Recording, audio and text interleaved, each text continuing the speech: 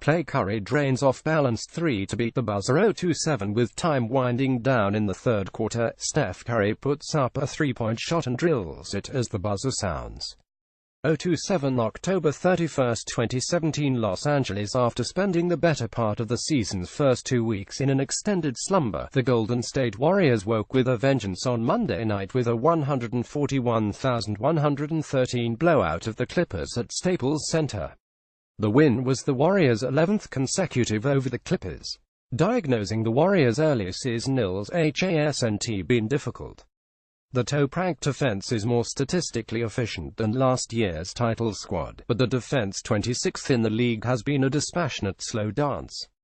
On Monday, the defensive work was prompt and, most important, fully engaged.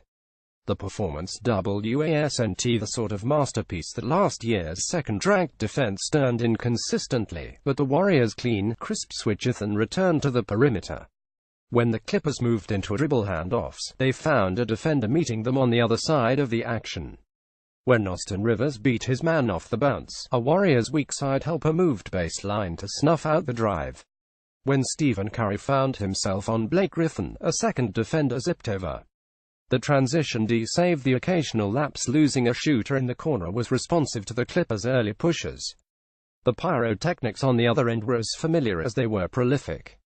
The Warriors came into the game leading their league in minutes with a lead of 6 points or greater, yet had compiled a record of only 43. You can change the season, and you can change the point guard, but Stephen Curry and the Warriors continued to give the Clippers fits. Gary Vasquez at Today Sports. And Monday, the Warriors' true shooting percentage topped 70 in the first half, when they seized control of the game, despite draining only 5 of 13 attempts from beyond the arc. They led 7,457 at intermission, an advantage that was cut to 9 points briefly in the third quarter, but then stretched out to 21 with a closing flourish in the third quarter.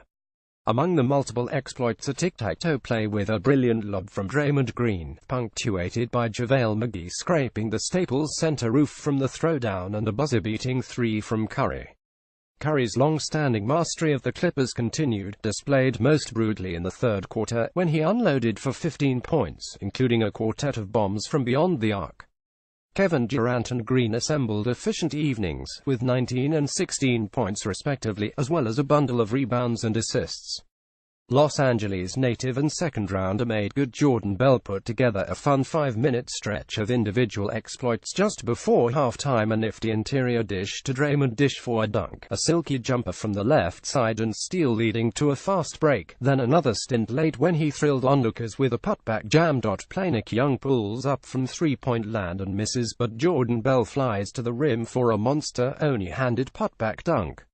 Prior to the game, Warriors coach Steve Kerr was both salty and contemplative over the Warriors' slow start to the season. He groused that he would be very pleased if the Dubs could improve upon 26 turnovers. The Warriors entered play on Monday as the league's second most careless team with the ball. The Warriors obliged, coughing up the ball only 12 times. Once he worked through the sarcasm, Kerr reflected on the almost natural inclination of repeat NBA champions to find themselves sleepwalking through the early season. He relayed Warriors assistant Ron Adams recently, citing an aphorism from the late Chuck Daly, coach of the Detroit Pistons: "Bad boys, sometimes you have to wait on a championship team." A single win over a team Golden State has dominated in recent years does not necessarily mean the wait is over.